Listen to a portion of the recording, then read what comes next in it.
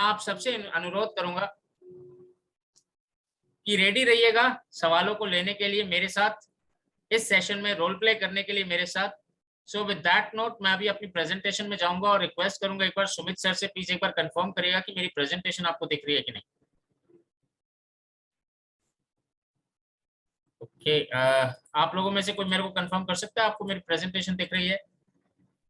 अगर आपको मेरी प्रेजेंटेशन दिख रही है तो चैट बॉक्स पे yes, okay, thank you Sumit sir, thank you all for confirming this. और अब मैं शुरू करूंगा आर्ट ऑफ क्वेश्चनिंग पार्ट 2। पर पार्ट 2 में जाऊं उसके लिए सबसे पहले मैं चाहता हूं कि एक बार थोड़ा सा रिकैप कर लूं। मतलब पिछली बार आर्ट ऑफ क्वेश्चनिंग पार्ट 1 में हमने क्या किया था, थोड़ा सा उस पर बात कर लेते हैं। तो मैंने जो कवर किया था, बेसिकली पहली चीज जो कवर की थी आर्ट ऑफ क्वेश्चनिंग में, कि आप कॉल कैसे ओपन करेंगे। यानी अगर आप किसी प्रोस्पेक्ट के साथ बात शुरुआत कर रहे हैं, बात की शुरुआत करने के समय आपको कौन कौन से सवाल करने हैं। मेजरली हम प्रोफाइल पता करने की कोशिश करते हैं कि वो प्रोस्पेक्ट की प्रोफाइल क्या है, उसकी उम्र पूछ सकते हैं, उसका जेंडर हमें समझ में आ जाता है, वो कहाँ से है, किस जगह पे रहता है, वो क्या काम करता है, बेसिक प्रोफाइल उसकी पता करनी होती है। और फिर उसके बाद बारी आती है विश्वास पैदा करने की, कि वो आप पर विश्वास कर सके। क्योंकि सेल्स में ना एक बहुत पुरानी कहावत है कि अगर उस प्रोस्पेक्ट को आपकी बातें अच्छी लगेंगी तो वो आपसे बातें करेगा, अगर आप अच्छे लगे तो वो आपके साथ समय बिताएगा, पर जब खरीदने की बारी आएगी ना तो वो उसी से खरीदेगा जिस पर वो विश्वास करता है।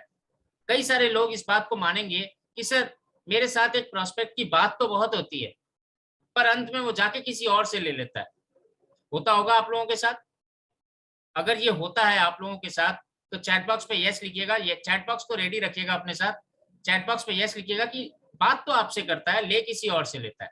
तो सर इसकी एक ही प्रॉब्लम है कि उसको आप पे विश्वास नहीं है।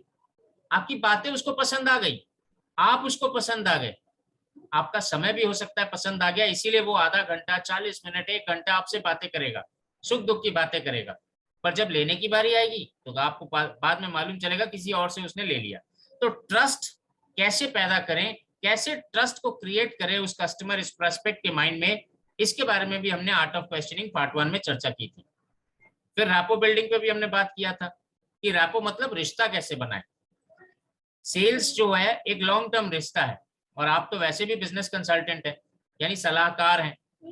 तो जब आप सलाहकार हैं, सलाह दे रहे हैं, तो सलाह एक बार नहीं दी जाती, सलाह हमेशा दी जाती है। और एंटरप्रेन्योरशिप के केस में तो खासकर आप मेंटर बन जाते हैं जब किसी एंटरप्रेन्योर को सलाह देनी शुरू करते हैं। आप अपने आप में एक मेंटर बन जाते हैं, और मेंटरशिप जो है वो लाइफ टाइम प्रोसेस होता है। तो एक रैपो बिल्डिंग जरूरी है उसके साथ। फिर बारी आती है उसकी प्रॉब्लम्स को ढूंढने की, क्योंकि हमारे तो प्रोडक्ट है ही नहीं। आप अगर बड़ा बिजनेस के पॉइंट ऑफ व्यू से बात सोचें तो हमारे तो कोई प्रोडक्ट नहीं है।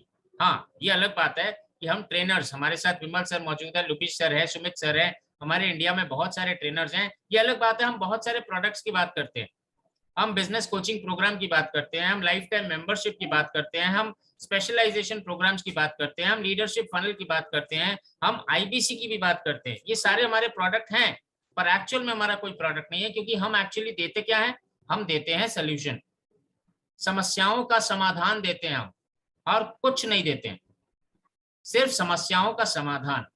तो जब आप समस्याओं का समाधान देंगे तो पहले तो समस्या मालूम होनी चाहिए उनकी, कि उनकी समस्या क्या है।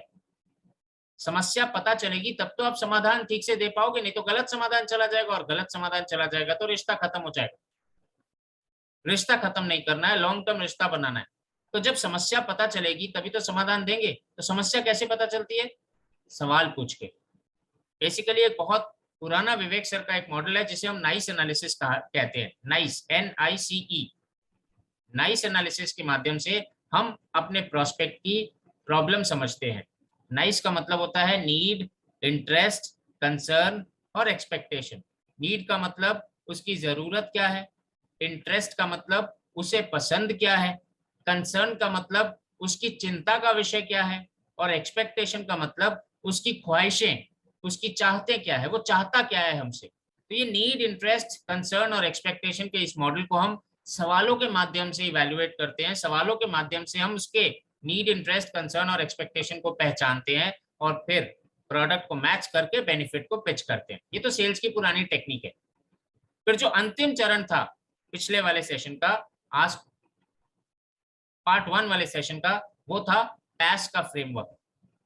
अगर आप लोगों ने कम्युनिटी ऐप में विवेक सर का एक पूरा कोर्स हाउ टू सेल देखा है, उस हाउ टू सेल के कोर्स में अगर आप देखेंगे विवेक सर का क्लोजिंग टेक्निक पार्ट 1, अगर वीडियो आप देखते हैं क्लोजिंग टेक्निक पार्ट 1, उसमें विवेक सर ने इस PAS फ्रेमवर्क को बहुत सही तरीके से एग्जाम्पल्स के साथ बताया है। PAS फ्रेमवर्क क्या होता है? PAS फ्रेमवर्क का मतलब होता है प्रॉब्लम, एजिटेट और सॉल्यूशंस। प्रॉब्लम, एजिटेट और सॉल्यूशंस पे हमने लास्ट टच किया था, और मुझे बहुत अच्छी तरह याद है, हमारे यहाँ भी मौजूद भी है एल्डस, यहाँ पे हमारे मौजूद भी है एडिसन जी। एडिसन जी के साथ मैंने एक रोल प्ले भी किया था। एडिसन जी, आपको याद है कि मैंने आपके साथ रोल प्ले किया था PAS फ्रेमवर्क पे? मैं आज ही देख रहा था अपनी रिकॉर्डिंग खुद ही, और उसमें यही समझ में आया कि एल्डोस सर की शादी वो 1 साल बाद करने वाले हैं।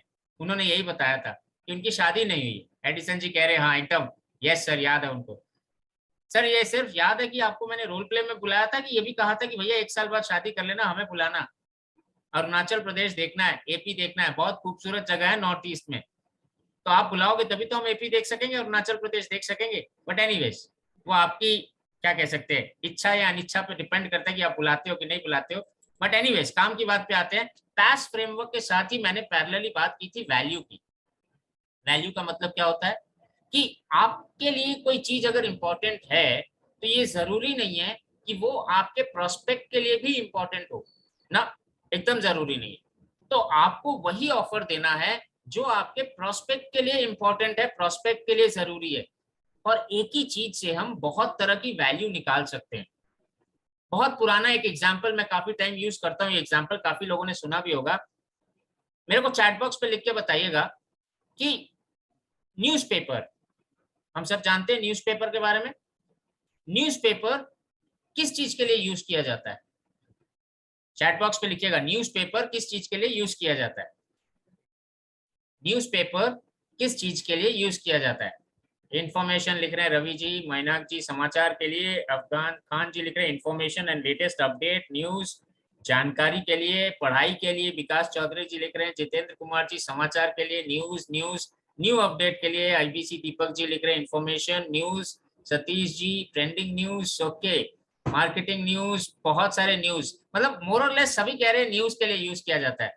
मतलब मेरे को कहीं ना कहीं ये फीलिंग आ रही है सर मैं इंडिया से बाहर चला गया। एग्जैक्टली, सूरज जी कह रहे टिफिन पैक के लिए, रोटी रखने के लिए, पैकेजिंग के लिए, प्रमोशन के लिए, रेलवे प्लेटफॉर्म पे जब ट्रेन देरी से आए तो बिछा के बैठने के लिए, अगर गर्मी लगे तो उससे हवा करने के लिए, ग्लास साफ करने के लिए, उपेंद्र जी लिख रहे हैं बहुत बढ़िया, कबाड़ी वाले को बेचने के लिए, सही बात है विकास साहू जी, कबाड़ी वाले को बेचने के लिए भी।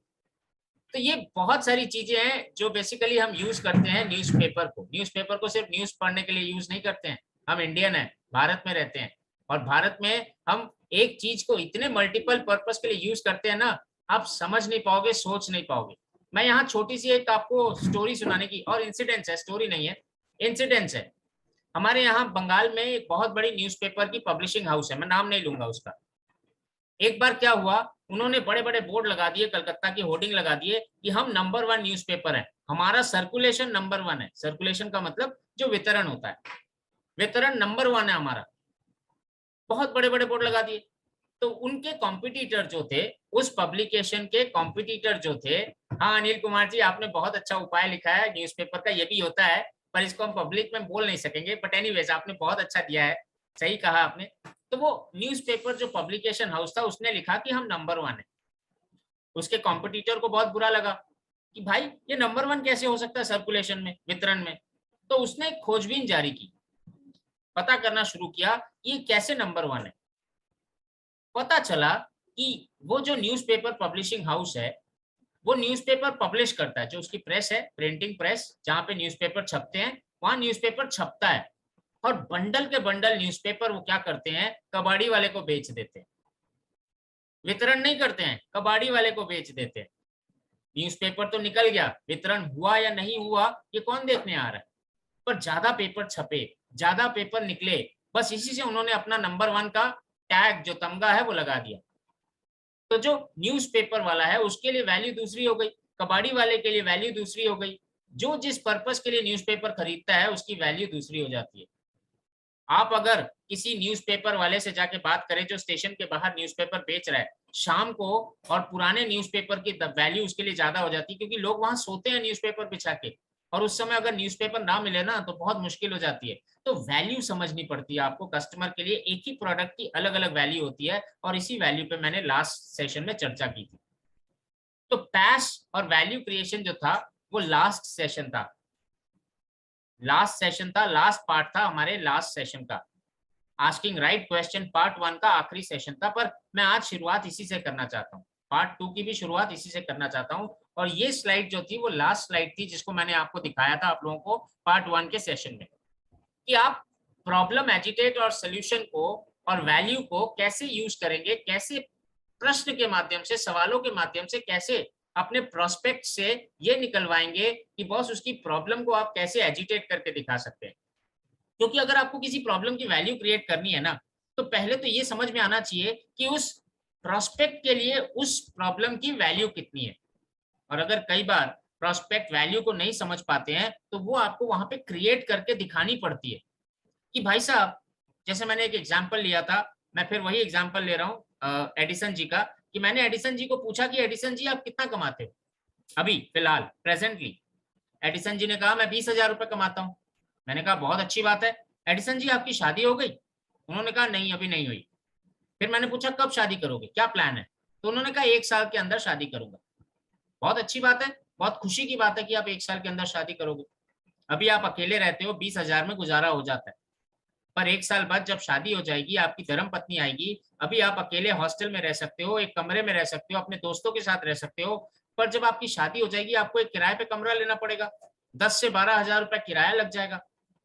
और उसके बाद आपकी जब वाइफ आ जाएगी, अब आप 2 आदमी हो जाओगे खाने वाले, आपके खाने का खर्चा भी बढ़ जाएगा। अभी आपका महीने का खाने का खर्चा अगर 5,000 है तो उस समय हो सकता है महीने का खाने का खर्चा 10,000 हो जाए। 12,000 घर का किराया, 10,000 खाने का खर्चा, 22,000 तो यही होगा। फिर जाना आना, दवा दारू, कई बार मेडिकल इमरजेंसी आ जाती है, आगे परिवार बढ़ेगा, वहां भी आपको डॉक्टर का खर्चा, इसका खर्चा, उसका खर्चा, ये कहाँ से होगा आपका 20,000 में? मैं क्या कर रहा हूँ मालूम है?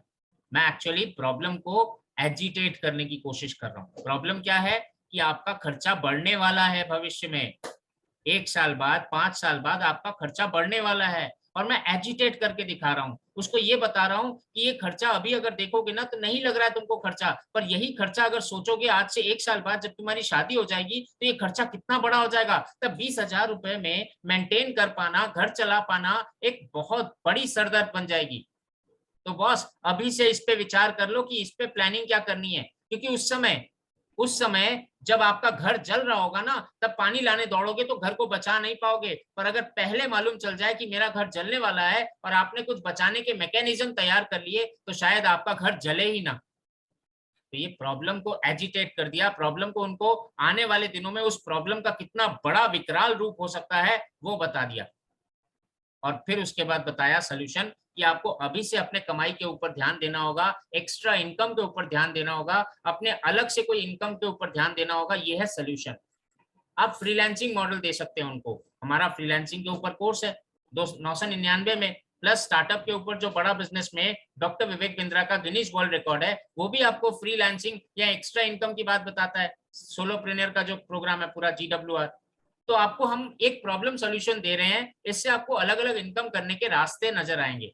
पर उसके बाद अगर कोई प्रॉब्लम होती है कि उस रास्ते पे चलें कैसे, तो फिर हम खड़े हैं आपके साथ, आपकी मेहनत करने के लिए, आपको हेल्प करने के लिए। तो मैंने क्या किया, PAS फ्रेमवर्क दिया, और PAS फ्रेमवर्क के साथ वैल्यू भी ऐड कर दी, क्योंकि वैल्यू के नाम पे मैंने इसमें पैसा ऐड किया। अभी 20,000 कमाते हो, आज से 1 साल बाद जब शादी हो जाएगी तो शायद यही आपको 50,000 रुपए महीने का खर्चा हो जाएगा। इसको कैसे मेंटेन करोगे, कैसे मैनेज करोगे? तो ये सारी चीजें मैंने पिछली बार आर्ट ऑफ क्वेश्चनिंग पार्ट 1 में आपको ऑलरेडी बता दी थी। मैं फिर से दोबारा दोहरा रहा हूँ क्योंकि मैं यहीं से शुरुआत करने जा रहा हूँ, यहीं से शुरुआत करने जा रहा हूँ। अब ये थी एडिसन जी की प्रॉब्लम। एडिसन जी की प्रॉब्लम पर्सनल प्रॉब्लम थी कि भैया ठीक है, अभी 20,000 रुपए कमाई हो रही है, और आने वाले दिनों में 1 साल बाद 50,000 रुपए कमाई हो जाएगी, 50,000 रुपए सॉरी खर्चा हो जाएगा। अब इसको कैसे मेंटेन करोगे? पर बिजनेस के लिए ये कैसे आप अप्लाई करोगे? बिजनेसमैन को तो ये नहीं कहोगे ना सर आप शादी कब कर रहे हो, बिजनेसमैन को तो कुछ अलग कहना पड़ेगा, उसको तो आप शादी की बात नहीं कर सकोगे। तो अब मैं यहाँ रिक्वेस्ट करूंगा, एकदम शिव, एकदम श्रवण जी आप एकदम सही कह रहे हो, जले पर नमक छिड़को बाद में मरहम दो, एकदम सर। प्रॉब्लम ये है ना कि हमको ये क्यों करना पड़ता है, लोगों को समझ में नहीं आती है। वो आज की खुशी में फ्यूचर की प्रॉब्लम को भूल जाते हैं, तो हमें कई बार बताना पड़ता है। इसमें ये जले पे नमक छिड़कने वाली बात नहीं है, हम उसको भविष्य दिखा रहे हैं और सही भविष्य दिखा रहे हैं, हम उसको गलत भविष्य नहीं दिखा रहे हैं। अगर मैं इस शादी वाली ही एग्जाम्पल को लेके जाऊं, तो शादी के बाद खर्चा तो सबका बढ़ता है। अब उस बेचारे ने शादी नहीं की, उसको नहीं मालूम शादी के बाद खर्चा कैसे पड़ेगा, उसको नहीं मालूम कि शादी के बाद उस खर्चे को कैसे मेंटेन करेगा, तो यहाँ मैं उसकी मदद ही कर रहा हूँ, मैं उसकी हेल्प ही कर रहा हूँ। तो यहाँ जले पे नमक वाली बात नहीं है सर, यहाँ पे एक्चुअल में फ्यूचर दिखाने वाली बात है। और आप बिजनेस कंसल्टेंट हैं, आप डॉक्टर विवेक बिंद्रा की टीम के साथ जुड़े हुए हैं, जहां पे डॉक्टर विवेक बिंद्रा ये कहते हैं कि इंसान को हमेशा वहां तक जाना चाहिए जहां तक उसको रास्ता दिखता है, पर आपको उससे ज्यादा रास्ता दिखेगा। आप ड्रोन की तरह उसके ऊपर रहेंगे, आपको उसके आगे का भी रास्ता दिखेगा, इसीलिए तो आप कंसल्टेंसी दोगे, उसके भविष्य को सिक्योर करोगे। लोगों को भविष्य सिक्योर करने के लिए आप हैं। आप इनफैक्ट अपने आप को एक बहुत प्राइड फील कर सकते हैं इस मामले में कि आप लोगों का भविष्य दिखाने वाले हो, आपको भविष्य दिखता है। ये पैस फ्रेमवर्क वही है, आपको भविष्य दिखता है, लोगों को शायद ना दिखे मगर आपको दिख जाता है। तो अभी मैं एक किसी बिजनेसमैन से बात करूंगा। अभी मैं प्रकाश जी शायद किसी दुकान पे बैठे हैं। प्रकाश जी आप अनम्यूट कर सकते हैं? हाँ सर। प्रकाश जी 2 मिनट बात कर सकता हूँ? वैसे तो आपकी दुकानदारी का समय है। हाँ सर, बात कर सकते हैं। Thank you Prakash ji. प्रकाश जी किस चीज का बिजनेस है आपका? सर इलेक्ट्रिकल का बिजनेस है, इलेक्ट्रिकल एंड इलेक्ट्रॉनिक्स। बहुत बढ़िया प्रकाश जी, कितना टाइम हो गया आपको बिजनेस करते हुए? 3 साल हो गया सर। 3 साल हो गए, बहुत अच्छा। सर प्रकाश जी आप ही ने शुरू किया था ये बिजनेस? जी सर, मैंने ही शुरू किया था। तो इसके पहले 3 साल पहले आप क्या करते थे? इससे पहले 3 साल पहले मैं मिडिल ईस्ट में as a mechanical construction supervisor काम कर चुका हूँ 25 साल, जो बहुत दुबई में था मैं। अच्छा अच्छा, बहुत बढ़िया सर। तो 25 साल बाद जब दुबई से वापस आए, आपने ये दुकान करने की सोची? जी सर। ग्रेट। तो 3 साल पहले जब आपने प्रकाश जी दुकान सोची थी शुरू करेंगे, तो आपने क्या जी सोचा था? ये दुकान का जितना पैसा आप लगा रहे हो, इन्वेस्टमेंट जितना कर रहे हो, दुकान का इन्वेस्टमेंट है, दुकान के अंदर सामान भरने का इन्वेस्टमेंट है, आपका टाइम का इन्वेस्टमेंट है, आपके घर का खर्चा है वो भी इन्वेस्टमेंट है, बहुत तरह के इन्वेस्टमेंट आपने किए, राइट? जी सर। तो जी प्रकाश जी आपने सर। क्या सोचा था, ये सारा पैसा आपको दुकान से कब वापस आ जाएगा, कितने सालों में वापस आ जाएगा पूरा? सर ऐसा एक्सपेक्ट तो नहीं किया था, लेकिन 1 साल तक कुछ भी नहीं आया। एक हम्म। साल के बाद ही थोड़ा थोड़ा आना शुरू हुआ। जो जितना एक्सपेक्टेशन था उतना नहीं आया। अच्छा और अच्छा। अभी भी कोरोना का मार है, रिसेशन है, मार्केट फ्लैक्चुएट हो रहा है, अप डाउन हो रहा है। तो अभी भी सेम एज इट इज है पोजीशन। मतलब पहले से बेटर नहीं है, सेम एज इट इज है सर। तो सर कितना एक्सपेक्टेशन किया था और कहाँ पहुंचे हो? मतलब आप अगर फिगर में बता सको, आपने कितना एक्सपेक्टेशन किया था और कहाँ पहुंचे हो? हम लोग एक्सपेक्ट किए थे सर 1 लाख से 1.5 लाख तक मंथली कमा लेंगे, लेकिन ठीक। यहाँ 50,000 कमाना मुश्किल पड़ रहा था सर। अच्छा अच्छा। तो आपने सोचा 1 लाख कमाओगे और अभी 50,000 के आसपास आपकी कमाई है, राइट सर? तो राइट यानी सर। 50,000 का मोटा मोटा नुकसान है। हाँ सर। तो यानी ये 50,000 रुपए का अगर एक महीने का नुकसान है, तो साल भर का 6 लाख रुपए का नुकसान हो रहा है सर। जी सर। अच्छा अच्छा। तो ये 6 लाख रुपए का नुकसान मतलब कितने साल बर्दाश्त कर सकोगे आप? है नहीं सर, इसको तो बर्दाश्त नहीं करना चाहते हैं हम लोग। कोशिश कर रहे हैं कि बिजनेस ऑटोमेट कर दें, कुछ और नया स्टाफ रखें, और इसको कुछ और मतलब ऐसा कुछ टेक्निक ढूंढे कि जो 6 लाख का मैनेज कर सके और बिजनेस को भी जे कर्व हो जाए। ये कोशिश में लगे हुए हैं, लेकिन अभी तक सक्सेस नहीं हुए। ट्राई कर रहे हैं। तो सर ये 6 लाख के लिए जो आप काम करना चाहते हो कि ऑटोमेशन करना चाहते हो और स्टाफ रखना चाहते हो, तो इसमें कितना बजट मतलब आपने साइड किया, कितना बजट एलोकेट किया, कितना खर्चा हो जाएगा इसमें? इसमें तो सर हमको लगता है जहां तक कि 1 लाख से 2 लाख तक खर्चा आएगा। अच्छा अच्छा। कम से कम मिनिमम इतना आएगा। तो सर 2 लाख रुपए खर्चा करके क्या आप 6 लाख ही एक्स्ट्रा कमा पाओगे? नहीं सर, जब 2 लाख हम खर्चा करेंगे तो बिजनेस ऑटोमेट हो जाएगा, मैं फ्री हो जाऊंगा।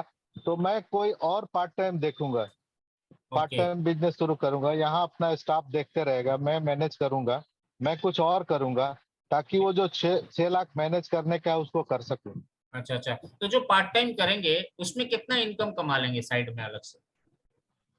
साइड में तो सर ज्यादा तो नहीं कमा सकते, लेकिन कोशिश है कि 50,000 से लेके 1 लाख तक कमा लें। अच्छा, यानी वहां से 12 लाख रुपए साल का आपका आने वाला है।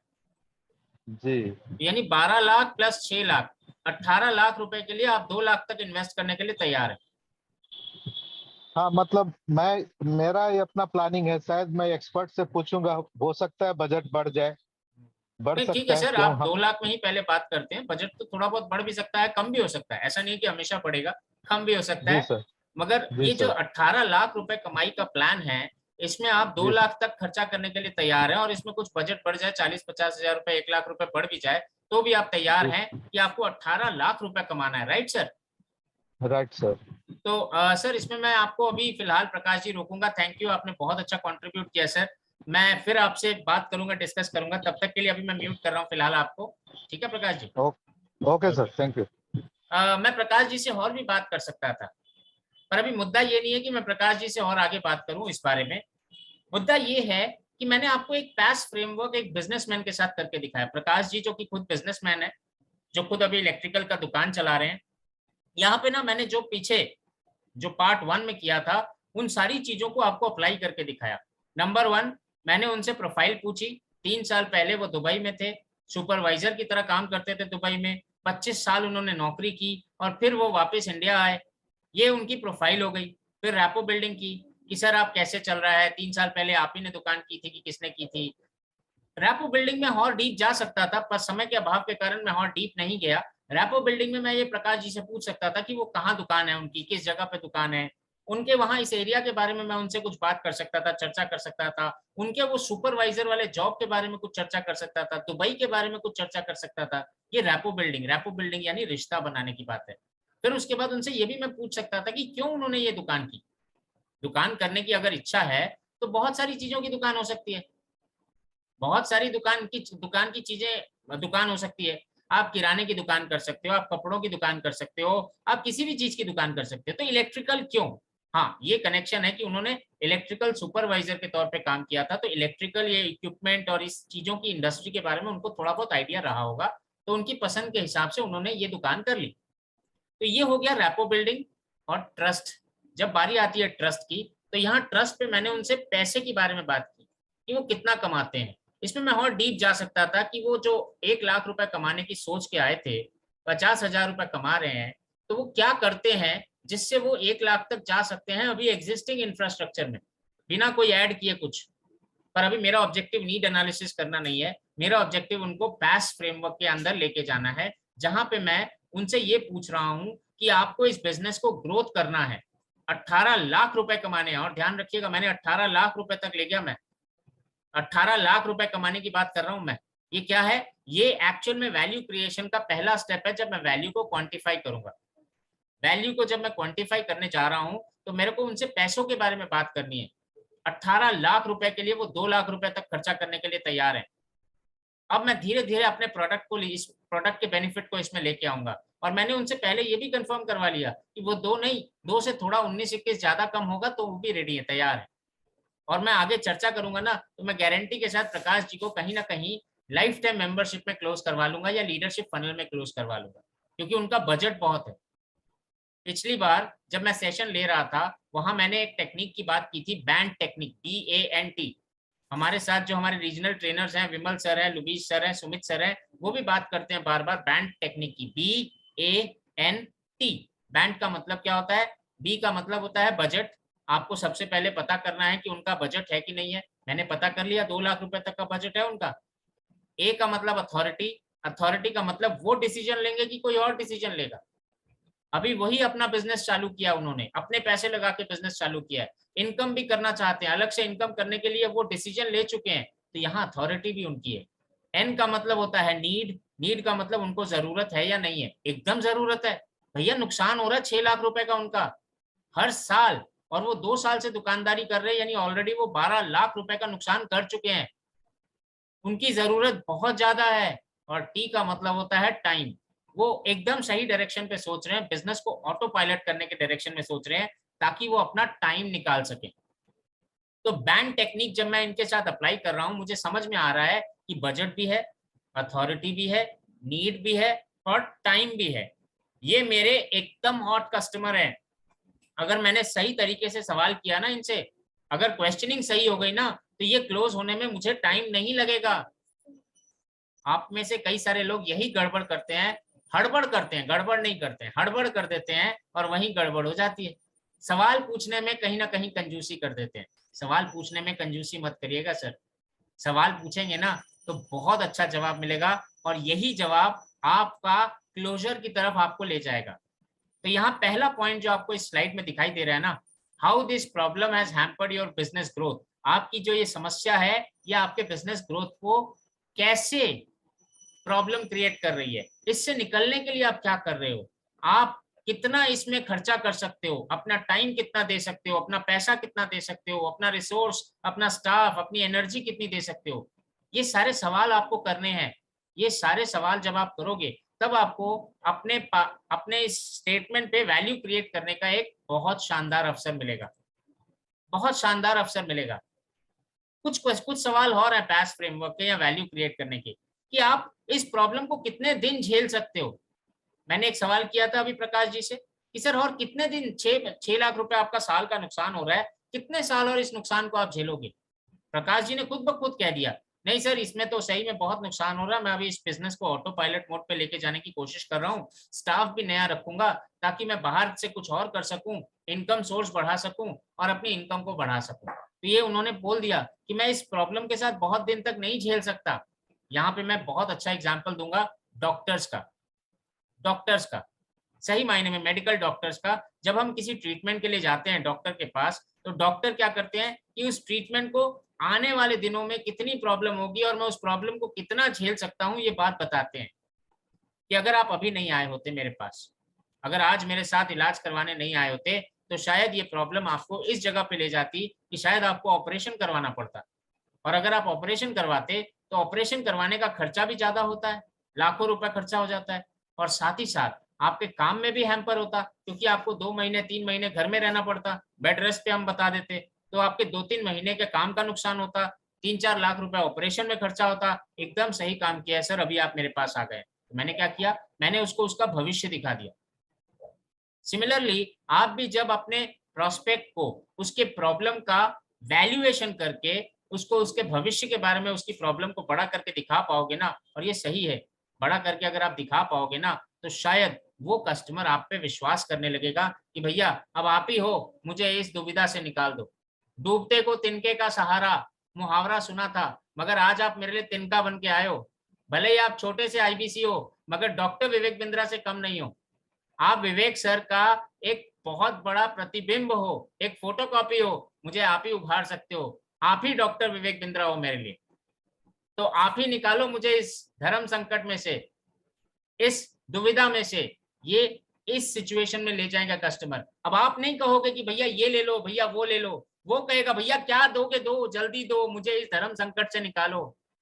जैसे डॉक्टर को कहते हैं डॉक्टर साहब जल्दी से मुझे दवाई दे दो भाई, डॉक्टर साहब मुझे ऑपरेशन नहीं करवाना, डॉक्टर साहब मुझे 3 महीने घर में नहीं रहना, मैं नहीं रह सकता घर में, मेरा काम धंधा सब चौपट हो जाएगा, मुझे दवाई दे दो बस, कोई ऐसी शक्तिशाली, कोई ऐसी पावरफुल दवाई दे दो। फिर डॉक्टर कहता है कि सर ये दवाई ना थोड़ी महंगी है, मैं आपको सस्ती दवाई भी दे सकता हूँ पर ये दवाई थोड़ी महंगी है। और पेशेंट क्या कहेगा, सर डॉक्टर साहब जितने की भी है दवाई दे दो, कम से कम वो 10-12 लाख रुपया खर्चा जो मेरा नुकसान हो जाएगा ऑपरेशन करवाने में और 3 महीना घर बैठ के कमाई नुकसान करने में, उससे तो कम की होगी ना दवाई, उससे तो कम की होगी ना। और वो प्रोस्पेक्ट आपसे ये सवाल नहीं पूछेगा कि सर ये तो महंगा है। आपने तो ऑब्जेक्शन को पहले ही किल कर दिया। कैसे कर दिया, सवाल पूछ के, सही समय पे सही सवाल पूछ के। सही समय पे अगर आप सही सवाल पूछोगे तो शायद वो ऑब्जेक्शन आएगा ही नहीं, जिस ऑब्जेक्शन के डर के कारण हमारे सेल रुक जाती है। कस्टमर कहता है कि महंगा है सर, 999 भी उसको महंगा लगेगा, पर आपने अगर सही एजिटेट करके उसको दिखा दिया सोल्यूशन, वो खुद से मांग के लेगा। फिर उसके बाद आती है बारी, अब प्रकाश जी से मैं और आगे सवाल कर सकता था कि प्रकाश जी आपको दिक्कत क्या आ रही है ऑटो पायलट करने में, ऑटो पायलट करने में दिक्कत क्या आ रही है। तो मैं प्रकाश जी के पास दोबारा जा रहा हूँ। प्रकाश जी दोबारा आ रहा हूँ आपके पास। हाँ सर।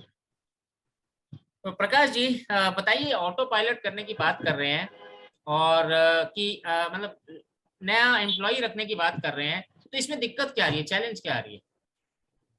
चैलेंज सर कुछ नहीं था। चैलेंज सर थोड़ा फंड का था कि जैसे 2 लाख देना है, तो हमने क्या सोचा था, इससे कुछ अर्निंग करके कुछ कर देंगे, कुछ अपना सेविंग होगा उससे कर लेंगे।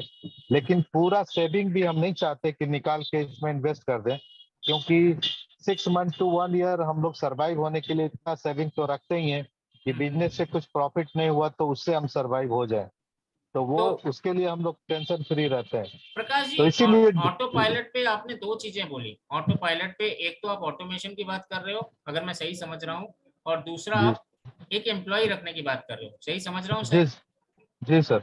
तो जो 2 लाख खर्चा करना है, 2 लाख आपको किस पे खर्चा करना है, ज्यादा कहाँ खर्चा होगा, ऑटोमेशन पे यानी टेक्नोलॉजी पे, या आपका इस एम्प्लॉय रखने पे? एक्चुअली सर टेक्नोलॉजी पे ही ज्यादा खर्चा होगा। एम्प्लॉय तो हम 20-25 हजार में रख सकते हैं, अच्छा अच्छा। टेक्नोलॉजी पे ही ज्यादा खर्चा होगा। तो टेक्नोलॉजी पे क्यों ज्यादा खर्चा होगा आपका? जैसे सर अब सीआरएम लगाना होगा, ऑटोमेट पे कंप्यूटर आएगा, उसका सॉफ्टवेयर परचेज करना होगा, उसके लिए अलग से स्टाफ रखना होगा। अच्छा तो इस पे प्रकाश तो जी, खर्च। आपके पास मोबाइल फोन है, स्मार्टफोन है? जी सर है। तो सीआरएम के लिए 500 रुपये महीना खर्चा कर सकते हैं सर? हाँ क्यों नहीं सर, कर सकते हैं। आपको सीआरएम के लिए आज के ज़माने में लैपटॉप नहीं चाहिए सर, आपका मोबाइल फ़ोन ही आपका सीआरएम है। आपका एक एप्लीकेशन होता है, वो 500 रुपये सब्सक्राइबर माने महीने का चार्ज करते हैं, वो आपको सीआरएम जी टेक्नोलॉजी ऐप के माध्यम से आपके मोबाइल पे इंस्टॉल कर देते हैं। जी तो मैं एक काम करता हूँ, अभी एक लिंक भेज रहा हूँ। सीआरएम तो 500 रुपये में आपको बाद में मिल जाएगा, मगर एक सीआरएम के लिए आपको 999 प्लस जीएसटी खर्चा करना है। दिक्कत तो नहीं होगी?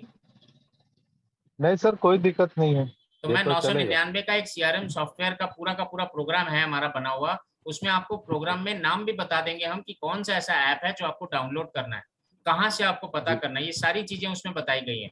चॉइस आपकी है।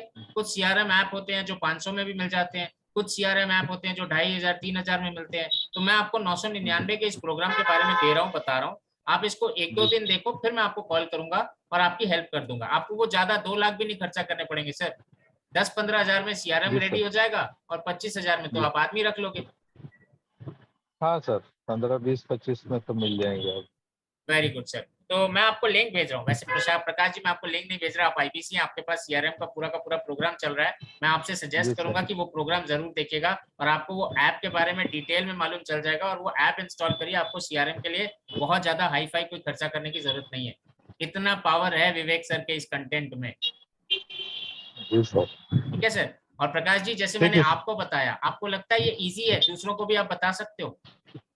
हाँ सर, क्यों नहीं, इसको हम लोग बता सकते हैं, बता सकते हैं सर। आपके आसपास बहुत सारे रिटेलर भाई बंधु होंगे, आपके दोस्त होंगे, जिनको यही जी प्रॉब्लम सर। सता रही होगी आप जैसी, जी सर। और वो भी इस है बहुत लोग। अवधारणा में होंगे। उनके पास भी ये अवधारणा होगी कि भैया 2 लाख खर्चा हो जाएगा। नहीं सर, 2 लाख खर्चा नहीं होता है। इतना खर्चा आज के जमाने में टेक्नोलॉजी पे नहीं होता है, सस्ते में हो जाती है। आप कौन सा सॉफ्टवेयर बनाने जा रहे हैं? बने बनाए सॉफ्टवेयर है, क्यों आप बनाएंगे सॉफ्टवेयर? बने हाँ बनाए सर। सॉफ्टवेयर है, ऐप यूज करिए। सीआरएम, ईआरपी, सब कुछ ऐप बेस्ड है सर। महावीर जी पूछ रहे हैं सीआरएम कहाँ से मिलेगा। सर आपके कम्युनिटी ऐप में पूरा का पूरा प्रोग्राम है सीआरएम का। सीआरएम का पूरा प्रोग्राम रन होता है, 22 वीडियो का प्रोग्राम है सर, एक बार देखिए, उसमें सब है। प्रकाश जी मैं अभी फिलहाल आपको म्यूट कर रहा हूँ।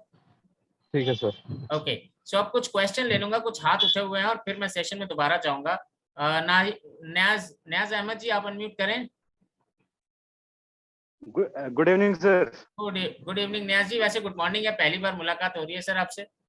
हाँ यस सर, पहली बार मुलाकात हो रही गुड है। मैं morning sir. Good morning sir.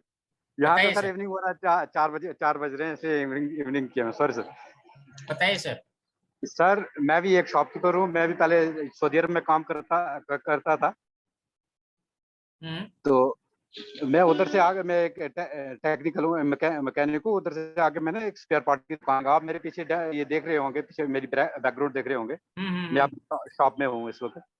तो वहां से आगे आगे मेरा कोई काम अच्छा नहीं चल रहा है यहाँ पे। मतलब मैं एक तकरीबन 80,000 और 1 लाख के बीच में कमा रहा था वहां पे। ओके। यहाँ 1 साल से आया हूँ मैं।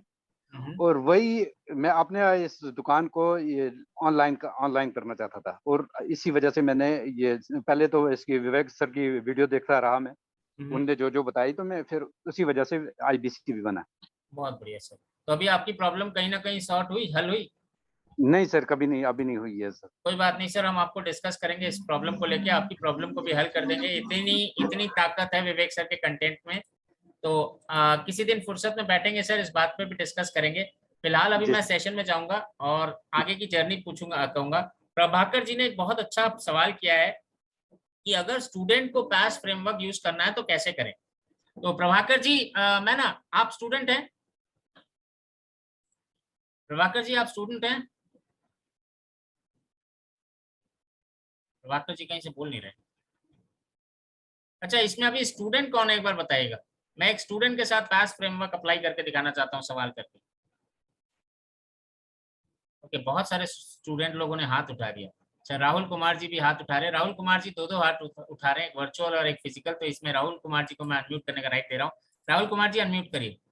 Good morning sir. Very good morning Rahul ji, कैसे हैं? बढ़िया है सर, आप? बहुत बढ़िया, मैं भी बहुत बढ़िया हूँ। कहाँ से हो राहुल? मैं सर बिहार पटना से, डिस्ट्रिक्ट सारण।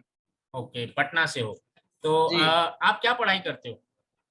मैंने अभी 12th कंप्लीट कर चुका है। हम्म। और और ग्रेजुएशन में, अभी क्या कर रहे हो? अभी ग्रेजुएशन में अप्लाई किए हैं। अच्छा अच्छा, बीए बीकॉम बीएससी किस पे? बीएससी। बीएससी मतलब फिजिक्स केमिस्ट्री मैथ्स। यस। तो क्या बनने का सपना है, डॉक्टर? हाँ, डॉक्टर ही। बहुत बढ़िया। तो डॉक्टरी के लिए तैयारी वगैरह तो शुरू हो गई होगी आपकी? जी जी। नीट वगैरह देने की तैयारी शुरू हो गई होगी, है ना? जी। तो कैसे कर लेते हो, मतलब ग्रेजुएशन की भी पढ़ाई है, फिर उसके बाद आपकी नीट की तैयारी है, प्लस अभी आप जिस तरीके से दिखा रहे हो, ये क्या आप मतलब पिताजी की दुकान पे बैठे हो कहीं?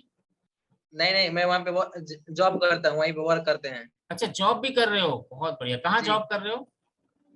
एक छोटा सा गांव में क्लिनिक है, वहीं पे रहते हैं, वहीं पे अच्छा काम अच्छा, करते क्लिनिक में हैं। जॉब भी कर रहे हो, यानी कि जॉब भी चलेगा, बीएससी की पढ़ाई भी चलेगी, और नीट की तैयारी भी चलेगी। अच्छा अच्छा, और घर का काम भी तो करते ही होगे, मम्मी कहती होगी आलू ले आओ, दूध ले आओ, वो भी चलता ही होगा। हाँ, वो तो बेसिक से काम है, वो तो कोई भी करेगा। अच्छा, वो तो कोई भी करेगा। नहीं नहीं, कोई नहीं जी करता है। जी जी। पर बहुत कम अच्छे लड़के होते हैं आप जैसे, जो अच्छे लड़के अच्छे बच्चे हैं वही लोग करते हैं।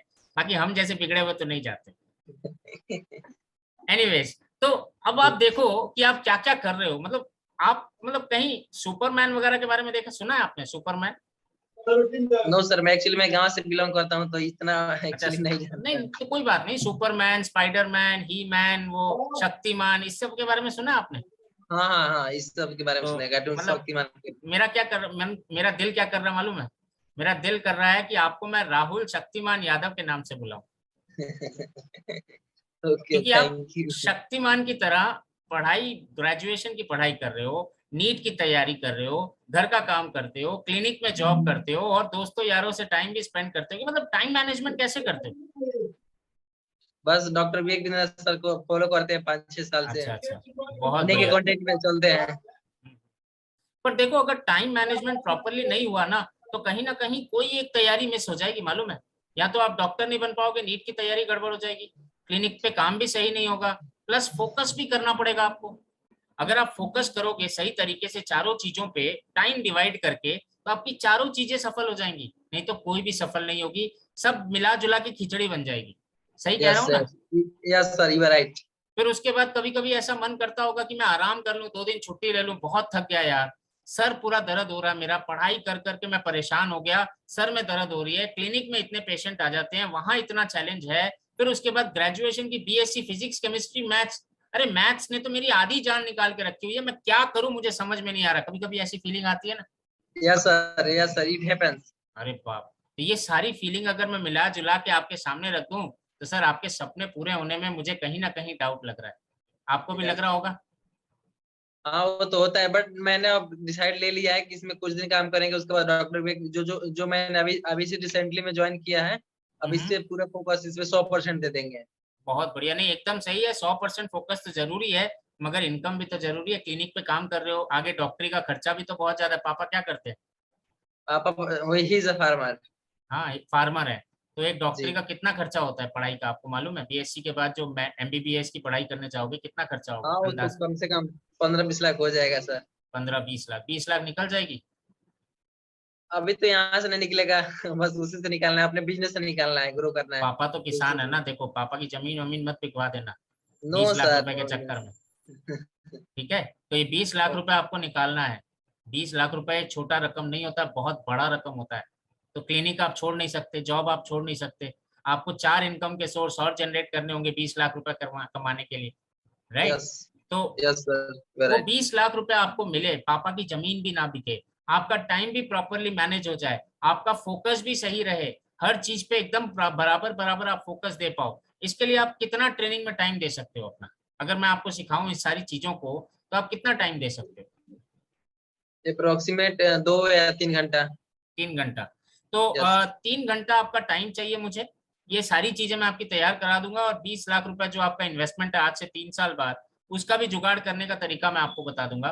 3-4 और रास्ते भी बता दूंगा कि आप ये 3 घंटे के अंदर भी कमा सकते हो, कमाई का रास्ता जरिया खोज के निकाल सकते हो, राइट? तो ये राइट। 20 लाख रुपए अगर आपको कमाने हैं 3 साल के अंदर, तो इसके लिए कुछ इन्वेस्टमेंट करना होगा।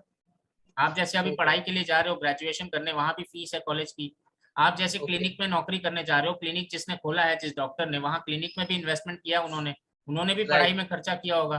तो हर यस, चीज यस। में छोटा सा इन्वेस्टमेंट होता है, राइट?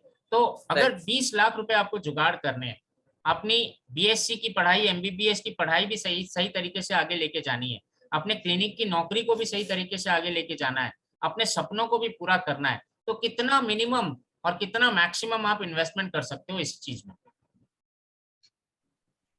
एक्चुअली मैंने सर क्या बोलते हैं, मैंने अभी थोड़ी देर आपसे पहले बोला कि मैं अब सब चीज छोड़ दे रहा हूँ और मैं केवल आईबीसी पे ही फोकस करूंगा और कुछ नहीं, मेरा कुछ भी अब नहीं टारगेट नहीं, नहीं है। अभी आप आईबीसी नहीं हो राहुल जी, मैं यहाँ आपसे दूसरे तरीके से बात कर रहा हूँ। अच्छा, ओके ओके ओके ओके, अभी आप सॉरी। आईबीसी के जूते में से बाहर निकल के आ जाओ। Okay okay okay. ठीक है, यस, तो अप्रोक्सीमेट मैं 1 या 2 lakh.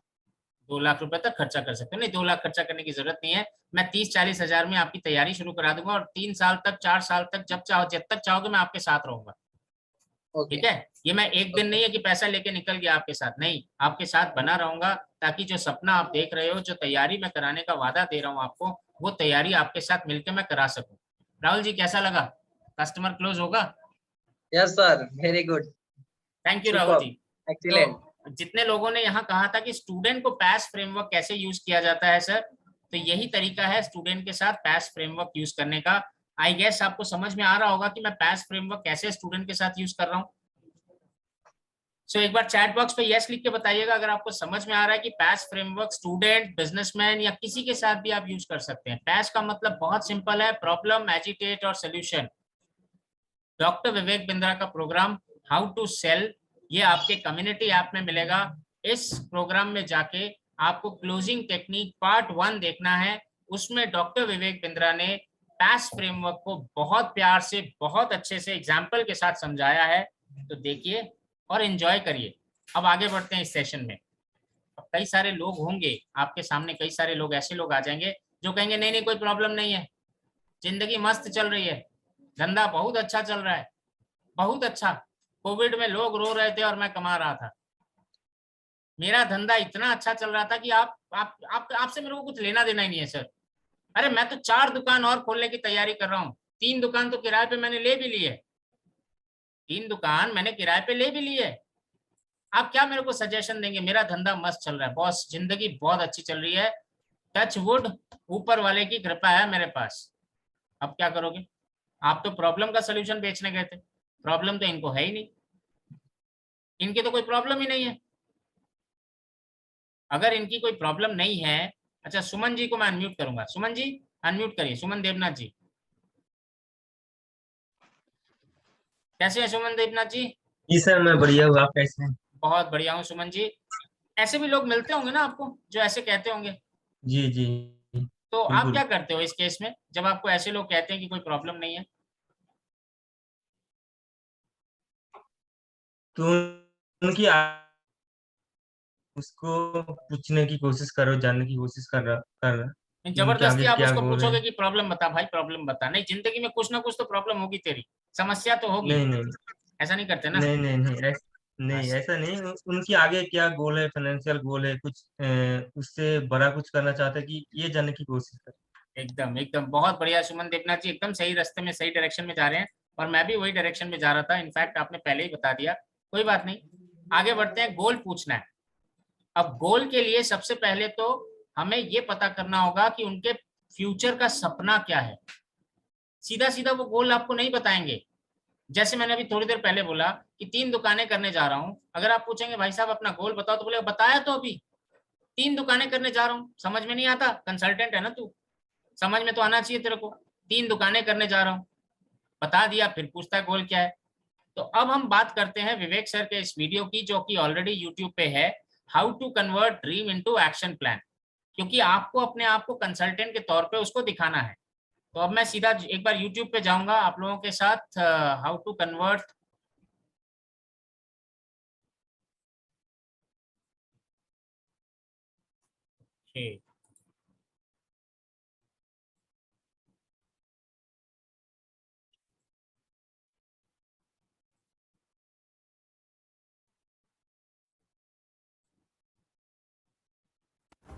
Somebody say, you know what? If business अब इतनी रोशनी, इतना इल्यूमिनेशन, इतना ब्राइटन अप हो जाएगा।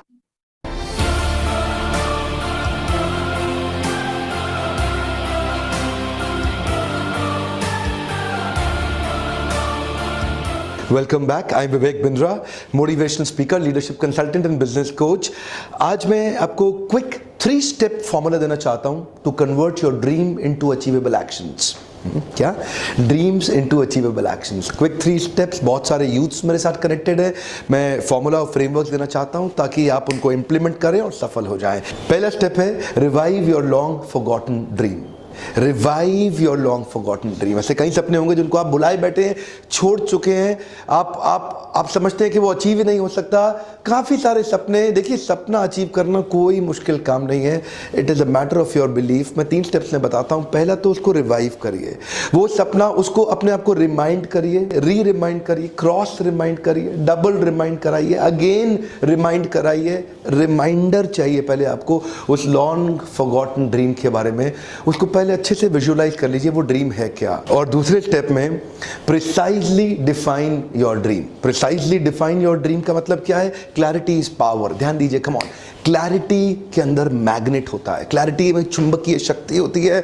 आप सारी पॉसिबिलिटीज को अपनी तरफ अट्रैक्ट करना शुरू कर दें जब आपको क्लियर हो आपको चाहिए क्या। तो एक प्रिसाइज डेफिनेशन दीजिए अपनी ड्रीम को, बिल्कुल क्लियरली एक्चुअलाइज, विजुअलाइज करिए, उसको एक शेप दीजिए, उसको एक फॉर्म दीजिए, उसको एक कलर दीजिए। जो आपका सपना था, आपको वो सपना चाहिए कैसा, उसको प्रिसाइज करिए, उसको थोड़ा सा और क्लियरली लिखिए, उसको एक्चुअली उसका फाइनल शेप कैसा होना चाहिए, कितने दिन में अचीव होगा, वो दिखता कैसा होगा। थोड़ा डिस्क्रिप्टिवली लिखिए अपने पास। ये एक मैं नोटपैड दिखा रहा हूं आपको, कुछ नहीं बट डिस्क्रिप्टिवली लिखिए उस ड्रीम के बारे में, ताकि आप उसको प्रिसाइजली एक फॉर्म दे सकें। कई बार वो इतना स्कैटर्ड होता है ना, इतना फैला हुआ होता है कि आप उसको एक जगह पे इकट्ठा नहीं कर पाते। अपने ड्रीम्स को इकट्ठा करके क्लियरली एक पेपर पे नहीं लिखेंगे, फॉर्म नहीं आएगा।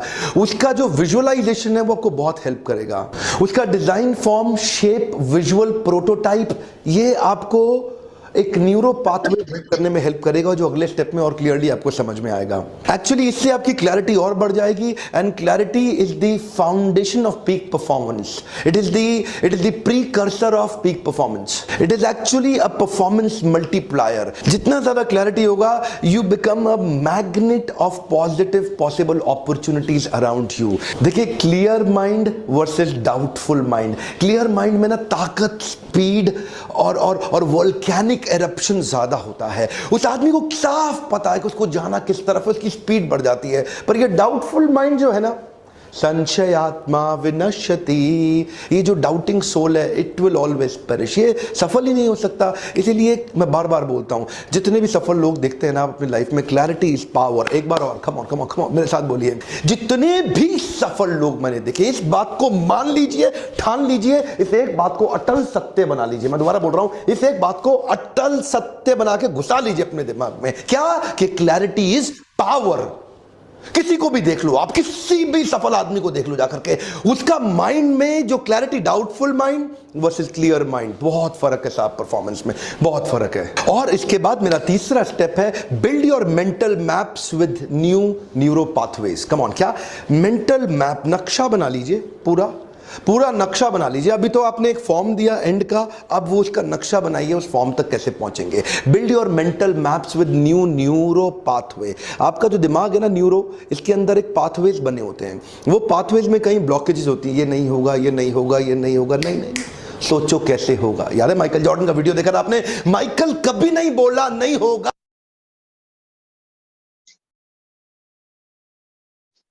इस वीडियो को आप YouTube पे देख सकते हैं। इसका जो टाइटल है वो मैंने ऑलरेडी अपने पीपीटी में, प्रेजेंटेशन में दिखाया आप लोगों को। अब मैं ये वीडियो क्यों दिखा रहा हूँ आपको? इस वीडियो को दिखाने का मेरा मकसद क्या है कि जब आपको कोई ये कहता है ना कि मेरा धंधा मस्त चल रहा है, बहुत बढ़िया चल रहा है, तो आपके उस लेवल पे वो ये विश्वास नहीं करेगा कि आप उसके मस्त जीवन में भी प्रॉब्लम खोज के निकाल के दे सकते हैं, क्योंकि आपका वो लेवल वो समझ नहीं पाएगा। पर जब ये वीडियो आप संग संग शेयर करेंगे ना, बातों की बातों में, कि सर बहुत अच्छा लगा सुन के कि आपकी जिंदगी बहुत अच्छी चल रही है सर, बहुत अच्छा लगा सुन के कि आपका बिजनेस बहुत अच्छा चल रहा है सर, पर एक वीडियो मैं आपको अभी भेज रहा हूँ, आपके व्हाट्सएप पे एक लिंक भेज रहा हूँ वीडियो का, आप इस वीडियो को देखिए। अगर आपके पास समय है 2 मिनट तो इस वीडियो को देखिए। सर आपने इस बिजनेस को कितने साल पहले शुरू किया था? वो कहेगा मैंने 3 साल पहले शुरू किया था या 5 साल पहले शुरू किया था। बहुत अच्छा सर, तो 5 साल पहले जब आपने इस वीडियो को शुरू किया था तो क्या सोच के शुरू किया था, क्या सपना देखा था? मैंने अभी प्रकाश जी से ये बात कही थी, आप लोगों ने गौर किया होगा, मैंने प्रकाश जी से सवाल किया था कि सर आपको क्या लगा था कि कितने साल बाद, 3 साल बाद, 4 साल बाद, 5 साल बाद, कितने साल बाद आपको लगा कि जितना पैसा आप इसमें इन्वेस्ट कर रहे हो वो सारा का सारा पैसा आपका वापिस आ जाएगा, जिसे बिजनेस के टर्म में कहा जाता है ब्रेक इवन। Break even. जब आप प्रोडक्टिविटी वाला कोर्स देखोगे ना, प्रोडक्टिविटी वाला एक पूरा कोर्स है बिजनेस का, उसमें ब्रेक इवन के बारे में विवेक सर ने बहुत अच्छे से बताया है। इनफैक्ट बिजनेस का जो गिनीज वर्ल्ड रिकॉर्ड है स्ट्रैटेजी का, उसमें भी विवेक सर ने ब्रेक इवन एनालिसिस के बारे में बताया। यानी ब्रेक इवन क्या होता है कि आज मैंने 100 रुपया लगा के धंधा शुरू किया। सर आप लोग एक बार म्यूट कर लीजिए प्लीज। Okay, thank you. 100 रुपया लगा के मैंने धंधा शुरू किया और मुझे ये अनुमान है कि ये 100 रुपया मेरा आज से 2 साल बाद मेरे पास आ जाएगा, और उसके बाद जो बिजनेस होगा ना वो सारा का सारा, पूरा का पूरा मेरा प्रॉफिट होगा। तो ये ब्रेक इवन एनालिसिस है। ब्रेक इवन आपको पूछना है, जिनका बिजनेस बहुत अच्छा चल रहा है, जिनका धंधा बहुत अच्छा चल रहा है, आपको उनके ब्रेक इवन के बारे में बात करनी है कि सर क्या सोचा था, 2 साल में पूरा पैसा वापस आ जाएगा, ब्रेक इवन हो जाएगा, 3 साल में हो जाएगा, 5 साल में हो जाएगा, कितने साल में हो जाएगा? हुआ क्या उतना? आपने क्या सपना देखा था सर कि 4 साल के अंदर आप 6 दुकानें बना लोगे, बीच में कोरोना आ गया, अब 6 क्या 3 दुकानें बना के बैठे हो, 6 नहीं कर पा रहे हो, तो सपना पूरा करना है सर। ये वीडियो मैं भेज रहा हूं अभी विवेक सर का, ये 3 चीज विवेक सर ने जो बताई है, उन 3 चीज में मैं सेकंड चीज पे आपसे बात करूंगा। आप एक राइटिंग पैड उठाओ, एक पेन उठाओ और लिखो कि आप वो सपना पूरा करने में कहां तक अचीव कर पाए हो, कहां तक पहुंच पाए हो आपका सपना पूरा करने में, आपका सपना कहां तक पूरा हुआ है, आपका जो लाइफ का विजन है वो कहां तक पूरा हुआ है। और एक बात कि आपका सपना अगर कहीं ना कहीं पूरा उस समय तक नहीं हो पा रहा है, ब्रेक इवन आप समय पे नहीं कर पा रहे हो, तो आपको कौन कौन मदद कर सकते हैं, क्या क्या मदद कर सकते हैं। अभी प्रकाश जी ने खुद ही मेरे को कहा कि वो बिजनेस को ऑटोमेट करना चाहते हैं, वो एक स्टाफ हायर करना चाहते हैं, खुद से बताएगा प्रोस्पेक्ट। मैं गारंटी के साथ कह रहा हूं कि अगर आप इस तरीके से करेंगे, इस तरीके से सवाल करेंगे, तो वो आपको खुद से खुद बताने लगेगा। अब आप बताओ कि 3 साल में आपने सोचा था कि आप अपना टर्नओवर 10 लाख रुपया कर लोगे, आपका टर्नओवर 3 साल में 10 लाख रुपया नहीं हुआ, अभी आपका टर्नओवर कहीं ना कहीं 6 या 7 लाख पे जाके रुक गया है। 3 लाख का जो डेफिसिट है, 3 लाख की जो कमी है टर्नओवर की, आपको और कितना समय लगेगा जो ये 3 लाख भी आप कवर कर लोगे और नया जो टर्नओवर का गोल आपने सेट किया है उसको भी अचीव कर लोगे, कितना समय लगेगा? और इसमें आपकी क्या क्या चीजें हैं जो मदद कर सकती हैं? कुछ प्लान बनाया है? ये आप क्या कर रहे हो मालूम है? अब आप उसको न्यूरो पाथवे डिफाइन कर रहे हो। अभी विवेक सर ने अपने वीडियो में तीसरा स्टेप कहा ना गोल सेटिंग में, तीसरा स्टेप क्या है सपना पूरा करने में? कि न्यूरो पाथवे डिजाइन करना है। न्यूरो पाथवे क्या होता है कि आपके माइंड को ना सेट करना है।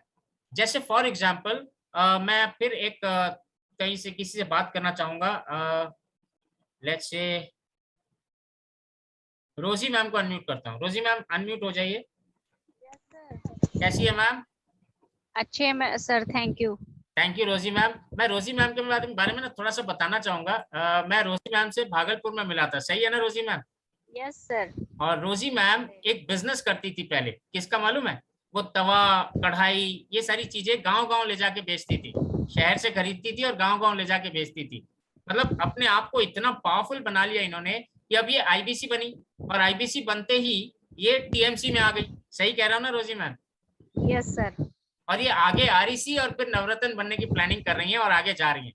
तो रोजी मैम से अब एक सवाल पूछूंगा मैम। रोजी मैम परमिशन है आपसे सवाल पूछने की? यस सर, बिल्कुल सर। ओके, तो रोजी मैम दिल्ली आई हैं आप कभी? सर दिल्ली पहले आए हुए थे, किसी कंपनी में थे, तो ताल कटोरा स्टेडियम कुछ इवेंट चल रहा था, तो उसमें इनवाइट थे हम अपनी टीम के साथ, तो एक बार आए हुए हैं बस। बहुत बढ़िया। तो रोजी मैम, अगर आपको मैं आज कहूँ कि आपको अगस्त के महीने में, जैसे टीएमसी का इवेंट भी आ रहा है हमारा अगस्त के महीने में, टीएमसी इवेंट में अगर आपको इनवाइट किया जाए, टीएमसी इवेंट में आपको आना है, तो अभी मेरे को बताइए कि आपकी प्लानिंग क्या है? अगर आना पड़े तो कैसे प्लान करेंगे? आना होगा तो पहले रिजर्वेशन करवाना होगा पहले ही, फिर उसके बाद वहाँ किस ट्रेन में जाने रिजर्वेशन करवाएंगे? दिल्ली के लिए जो ट्रेन है सर, उसमें कुछ ट्रेन है जिसका हमको नाम याद है, बाकी चलिए राजधानी में आप, मैं सपोज करता हूँ राजधानी में आप रिजर्वेशन करवाने वाले, ठीक है? जी यस तो सर। आपको कुछ आइडिया है राजधानी कितने बजे छूटती है गया आपके गया से, आपके वहां से भागलपुर से या पटना से? सर 11 बजे एक ट्रेन आती है, वो दिल्ली के लिए। हाँ 11 बहुत बजे बढ़िया। का टाइम। तो सुबह 11 बजे का टाइम है, तो फिर आप कैसे जाएंगी वहां स्टेशन तक? स्टेशन तक तो सर कुछ लेना पड़ेगा, टोटो लेना पड़ेगा, फिर वहां जा करके फिर पहले ही रहना पड़ेगा स्टॉपेज पे, फिर उसके बाद जब ट्रेन का टाइम होगा तो फिर ट्रेन लेंगे। बहुत बढ़िया। तो रोजी मैम, आपको क्या लगा कि मैं आपके साथ प्लानिंग बना रहा हूँ बैठ के दिल्ली जाने की? लगा तो यस सर, लगा। अभी इसको और आगे लेके जाया जा सकता था, पर समय का अभाव है मैम, तो मैं इसमें और डीप नहीं जाऊंगा आपके साथ। पर ये क्या कर रहा हूँ मालूम है, मैं रोजी मैम के दिमाग में ना न्यूरो पाथवे डिजाइन कर रहा हूँ। उनके दिमाग में ये प्लान को बैठा रहा हूँ, न्यूरो पाथवे बैठा रहा हूँ। न्यूरो मतलब होता है दिमाग के अंदर जो कोशिकाएं हैं जिसके कारण आपकी प्लानिंग बनती है, आपकी याददाश्त ठीक रहती है, आप सोच सकते हैं, इसको न्यूरो पाथवे कहते हैं। तो अगर ये सेट हो जाए ना, अगर ये सेट हो जाए तो पूरा का पूरा मदरबोर्ड बन जाता है। किसी ने देखा है मदरबोर्ड? लैपटॉप के अंदर होता है, कंप्यूटर के अंदर होता है मदरबोर्ड। हम लोग सब लोगों ने देखा है मदरबोर्ड। वो हरे रंग का होता है, उस पर तारे जुड़ी होती हैं, सिल्वर कलर का वो डॉटेड होता है। तो ये न्यूरो पाथवे भी इसी तरीके का मदरबोर्ड होता है, जो मदरबोर्ड सेट हो जाता है। और जब मदरबोर्ड सेट हो जाता है ना, तो आपका सिर्फ एक बटन, अपने आप सारा कुछ होने लगता है। थैंक यू रोजी मैम। सो ये जो मैं आपको कर रहा हूँ ना, ये बेसिकली एक बिजनेसमैन के साथ आप भी कर सकते हैं। जब आपको उनका गोल मालूम चल जाए, जब आप उनका सारा मतलब गोल और उनका जो गोल को अचीव करने का तरीका आप उनसे पता कर लेंगे ना, तो इसी तरीके से आपको उनका न्यूरो पाथवे तैयार करना है। जैसे फॉर एग्जाम्पल, अब मैं एग्जाम्पल के तौर पर लेता हूँ कि सर आप बताइए, आप ये मेरे को समझ में आ गया कि आप 3 महीने के अंदर 4 दुकान और बनाना चाहते हैं, या 1 साल के अंदर आप अपना टर्नओवर 10 लाख से 50 लाख तक लेके जाना चाहते हैं। बहुत बढ़िया, बहुत अच्छी बात है। तो सर इस 50 लाख को करने में सबसे पहले तो आपको क्या करना होगा? आपको अपनी स्ट्रेंथ आइडेंटिफाई करनी होगी। आपकी ताकत क्या क्या है? अभी जो बिजनेस आप कर रहे हैं उसमें आपकी ताकत क्या क्या है? अब वो पूछेगा सर कौन सी ताकत पूछ रहे हो? सर आपके पास मैन पावर की ताकत है या नहीं है?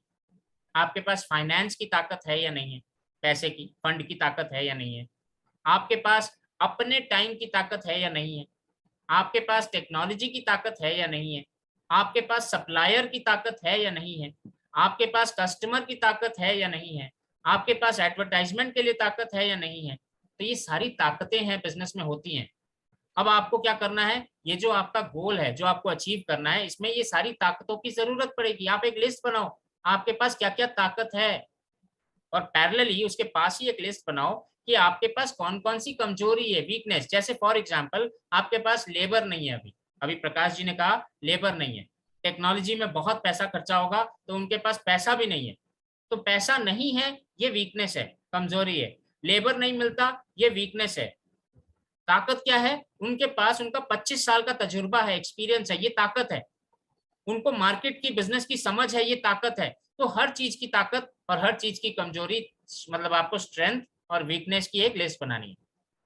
फिर उनके गोल को डिवाइड करना है कि शॉर्ट टर्म 3 और 6 महीने के अंदर आप क्या करोगे और 2 से 5 साल के अंदर क्या करोगे। ये पूछना है, ये आप सवाल करोगे, आर्ट ऑफ क्वेश्चनिंग है।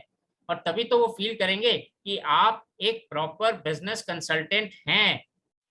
और फिर आप बात करोगे सर स्वॉट एनालिसिस करो अपने बिजनेस की। ये उनके लिए है जिनका बिजनेस बहुत अच्छा चल रहा है, ये उनके लिए नहीं है जिनकी प्रॉब्लम है। प्रॉब्लम में स्वॉट एनालिसिस लेके मत घुस जाइएगा, गलत हो जाएगा। स्थान काल पात्र देख के बात करनी है, सवाल करना है। और ये स्वॉट एनालिसिस का भी पूरा विवेक सर का वीडियो ऑलरेडी एग्जिस्ट करता है आपके यूट्यूब में। ऑलरेडी एक वीडियो है विवेक सर का स्वॉट एनालिसिस का।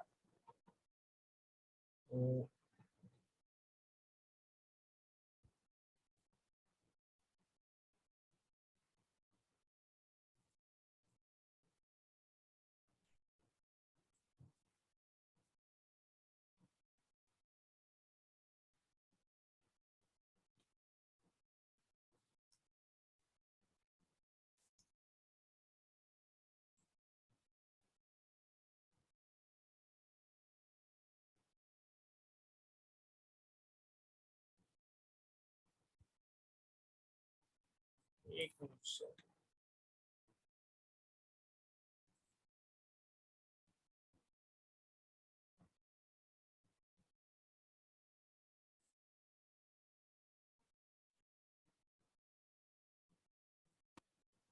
दोस्तों बड़ा एक मजेदार किस्सा बताता हूं आपको। मैं एक कॉल सुन रहा था, one of my team members was talking to a franchisor कहता है मेरे को रॉयल्टी फी दो, मेरे को फ्रेंचाइज।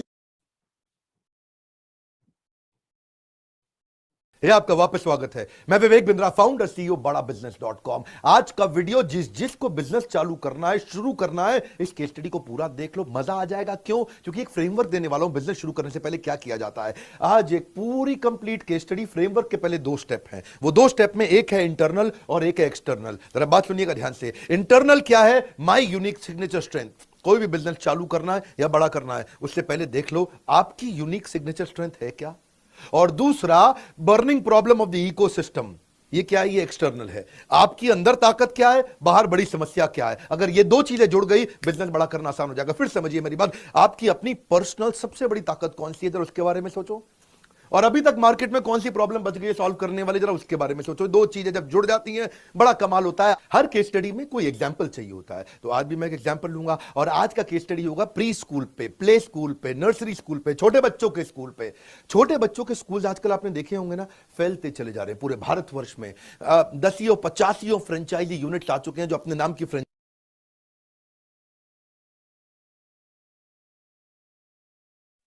ये वीडियो ऑलरेडी एग्जिस्ट करता है। तो ये मैं वीडियो आपको क्यों 2 दिखा रहा हूं। मैंने जब आपको प्रॉब्लम की बात कही थी ना, तब ये वीडियोस नहीं दिखाए थे विवेक सर के। क्यों? जो प्रॉब्लम में है, जो समस्या में है, वो आपसे समाधान सीधा मांग लेगा। पर जो कहेगा कि नहीं मेरे को कोई प्रॉब्लम नहीं है, कोई समस्या नहीं है, मेरी जिंदगी बहुत अच्छी चल रही है, मस्त चल रही है, वहां पे आपको ये डिफाइन करना पड़ेगा, उसके साथ ये व्याख्या करनी पड़ेगी, भाई तेरी जिंदगी में समस्या है या आने वाली है। या तो समस्या है या तेरी जिंदगी में समस्या आने वाली है। तो ये 2 वीडियो आपको बहुत हेल्प करेंगे वहां विवेक सर के, कि आप इनको विवेक सर के वीडियो आप शेयर करोगे और ये विवेक सर के वीडियो आपसे आगे बात करने में एक बहुत स्ट्रॉन्ग रास्ता तैयार कर देंगे। नहीं तो जो इंसान कहेगा मेरी जिंदगी मस्त चल रही है, मुझे तेरी जरूरत नहीं है, वो आपसे आगे बात नहीं करेगा जब तक आप उसको ये नहीं रियलाइज करवाओगे, ये महसूस नहीं करवाओगे कि जिंदगी में समस्या है। और वो कैसे बताओगे? उसके गोल के अंदर में से विवेक सर का वो 3, वो क्या 3 लवली वर्ड्स कहते हैं ना, क्या कहते हैं, 3 मैजिकल वर्ड्स। विवेक सर के वो 3 मैजिकल वर्ड्स, अभी कहाँ है, जाना कहाँ है और जाओगे कैसे। अभी कहाँ है, जाना कहाँ है और जाओगे कैसे। तो अभी कहाँ है, भैया मेरा बिजनेस बहुत अच्छा चल रहा है, 10 करोड़ का टर्नओवर है। जाना कहाँ है, मुझे इसको 1 साल के अंदर 50 करोड़ के टर्नओवर का बिजनेस बनाना है। जाओगे कैसे? अब उसके सर पे हाथ।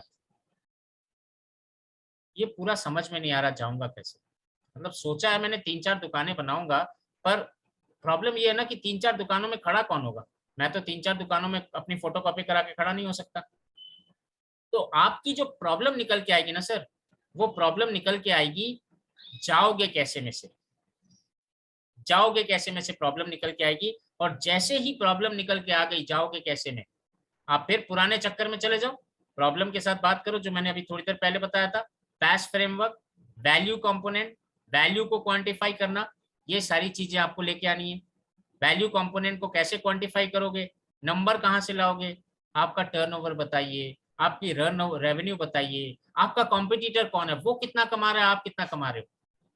सर आपका कॉम्पिटिटर कितना कमा रहा है, आपका पड़ोस में दुकानदार कितना कमा रहा है, वो कितना धंधा कर रहा है, उसका टर्नओवर कितना है, उसका रेवेन्यू कितना है और आपका कितना है। आप ऐसा क्या कर सकते हो कि आप पूरी मार्केट में डिसरप्शन ले आओ। अभी शॉर्ट एनालिसिस वाला जो वीडियो मैंने आपको विवेक सर का दिखाया 75,000 रुपए वाला, उसमें विवेक सर ने ये बताया कि मार्केट में ना डिसरप्शन क्रिएट करना पड़ता है। जब आप बड़े बनते हो, जब आपका बिजनेस ग्रो करता है ना, तो कंपटीशन भी बहुत आ जाता है। ये बात आप उसको पैस फ्रेमवर्क में बता सकते हो कि सर आप कोशिश कर रहे हो कि 4 दुकान खोलोगे, अभी आप जिस मार्केट में हो वहां आपका कोई कॉम्पिटिटर नहीं है, पर जब दूसरी मार्केट में जाओगे कॉम्पिटिटर आ जाएगा, वहां पे आप अपना ब्रांड कैसे बनाओगे, डिसरप्शन कैसे करोगे उस इंडस्ट्री को, मार्केट को डिसरप्शन कैसे करोगे। डिसरप्शन का मतलब होता है हिला डाला, वो कहते हैं ना हिला डाला लाइव जिंगा लाला, तो वो हिला डाला वाला डिसरप्शन कैसे क्रिएट करोगे, अपने कॉम्पिटिटर से कैसे आगे जाओगे, कॉम्पिटिटर से कैसे आगे जाओगे, ये सवाल है जो आपको करने हैं, ये सवाल हैं जो आपको करने हैं। यहाँ जो आपको स्क्रीन पे दिख रहा है ना, ये क्वेश्चंस हैं, ये क्वेश्चंस आपको पूछने हैं उनसे। आप अपने बिजनेस से सेटिस्फाइड हो? अब ये जनरल क्वेश्चन मैं कुछ बताने जा रहा हूँ। कई बार आपको फैमिली बिजनेस वाले मिलेंगे कि पापा का बिजनेस था मैं बैठा हूँ, दादाजी का बिजनेस था मैं बैठा हूँ, मेरे मेरे पूर्वजों का बिजनेस था मैं बैठा हूँ। तो वहां पे आपको ये पूछना होगा कि आप अपनी बिजनेस की ग्रोथ से सेटिस्फाइड कितने हो। यहाँ ये मत पूछेगा आपको बिजनेस अच्छा लग रहा है, कभी मत पूछेगा। मैं आपको एक अपना इंसिडेंस बताता हूँ, काफी टाइम पहले भी मैंने ये बताया इंसिडेंस, कि मैंने एक आदमी से बात की, उसकी उम्र थी 20 साल। मैंने पूछा वो क्या करता है, वो कहता है मैं कानपुर के एक बाजार में किराने की दुकान चलाता हूँ। मैंने कहा 20 साल का लड़का कानपुर के बाजार में किराने की दुकान चला रहा है। मैंने पूछा कितने दिन पुरानी दुकान है, कहता है करीब करीब 60-70 साल पुरानी दुकान है। मैंने कहा किसने शुरू की थी, कहता दादाजी ने शुरू की थी। मैंने कहा आप अपने इस बिजनेस के ग्रोथ से खुश हो? क्योंकि मेरे दिमाग में आया कि भैया 20 साल का लड़का 60 साल पुरानी दुकान बैठा हुआ है, तो खुश है कि नहीं, ये पहले ये तो पता करें। मैं सीधा उससे ये नहीं पूछ सकता था, सवाल नहीं कर सकता था कि भाई खुश हो कि नहीं बताओ। मैंने ये पूछा कि आप अपने बिजनेस के ग्रोथ से सेटिस्फाइड हो? कहता कहाँ यार सेटिस्फाइड हूँ, पिताजी अलग से पीछे पड़े रहते हैं कि उनका बिजनेस खराब कर दिया मैंने, उनका बिजनेस नीचे आ गया। तो ये सवाल जो है आपको कुछ तरीके से पूछना होगा, क्योंकि मुझे मालूम है यहाँ नाइस एनालिसिस अगर मैं करूंगा तो यहाँ नीड नहीं आएगा, यहाँ इंटरेस्ट आएगा। उस लड़के का इंटरेस्ट किसी और चीज में है, वो कुछ और करना चाहता है। धीरे धीरे बात बढ़ी आगे और वो कहता है कि मुझे सरकारी नौकरी करनी, मैं आगे पढ़ाई करना चाहता हूँ, मैं दुकान पे नहीं बैठना चाहता, मैं आगे पढ़ाई करके और आगे government officer, IAS officer, civil service की पढ़ाई करना चाहता हूँ। देखो अगर मैंने उसके बिजनेस की प्रॉब्लम को समझ के बताना शुरू कर दिया होता ना, तो मेरी डील नहीं होती। क्योंकि मैंने क्या किया, मैंने उससे उसकी सेटिस्फैक्शन लेवल को पता किया और फिर उसके बाद आगे बढ़ा। फिर उसके बाद बारी आती है कि जो प्रोडक्ट तुम बेचते हो उसमें मार्जिन कितनी आती है, वैल्यू को क्वांटिफाई करना है। आपने अपने बिजनेस के लिए बजट कितना बनाया, जो मैंने प्रकाश जी से पूछा, उन्होंने कहा 2 लाख का बजट बनाया हुआ है टेक्नोलॉजी को लाने का, स्टाफ 25,000 रुपये सैलरी लेगा, टेक्नोलॉजी में बाकी का पैसा खर्चा होगा, 2 लाख का बजट है। तो बजट भी पूछना है, आपके पास पैसा है? प्रकाश जी ने खुद ही कह दिया नहीं मेरे को कुछ बाहर से भी काम करना होगा तब मेरे को पैसा आएगा, यानी फंड की भी प्रॉब्लम है। कितना पैसा चाहिए? 7-8-10 लाख रुपए चाहिए। तो ये सारी चीजें जो सवाल मैं कर रहा हूँ ये बेसिकली वैल्यू को क्वांटिफाई करने के लिए कर रहा हूँ। और आज के इस सेशन का लास्ट वीडियो जो विवेक सर का है, जिसमें विवेक सर ने जितना सेशन में मैंने क्वेश्चंस आपसे कहे हैं वो कई सारे क्वेश्चंस को एग्जाम्पल के साथ आपके साथ शेयर किया है, वो मैं यहाँ पे दिखाना चाहता हूँ विवेक सर के इस वीडियो के माध्यम से।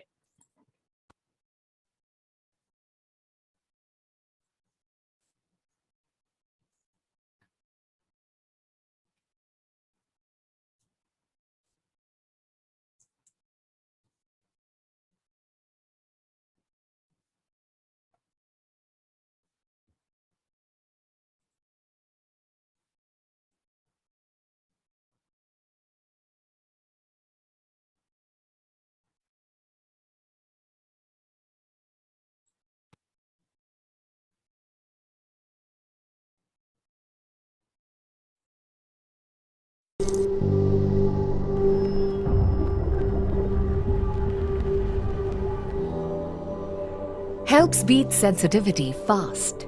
Sensodyne Rapid Relief. 2 ways a book will earn a crore of revenue for you. First,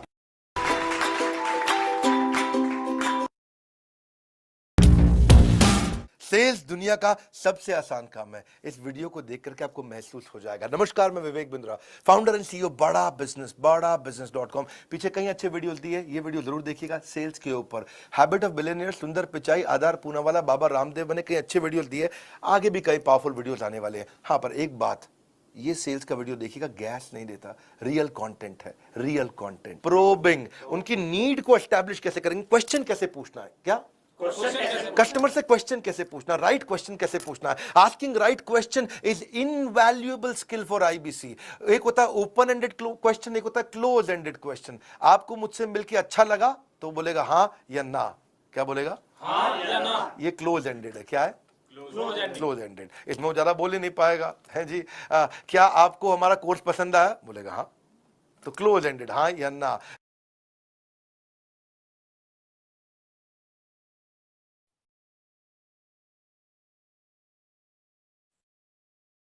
तो ये वीडियोस 3 रेफरेंस वीडियो आपको मैंने दिए हैं।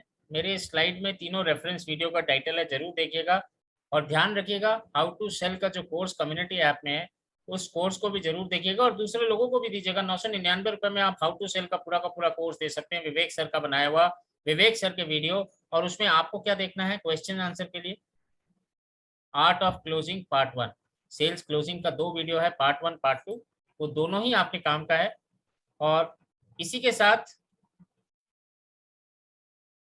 इस सेशन का यहीं समाप्त करता हूं। मैं कुछ सवाल आप लोगों के ले लूंगा और फिर हम आगे बढ़ेंगे। मेरा ये जो वीडियो है, ये जो मैंने अभी सेशन लिया है, इस सेशन को मैं अपने यूट्यूब चैनल पे अपलोड कर दूंगा। पिछला वाला भी है, पार्ट 1 पार्ट 2 भी आपके लिए रहेगा।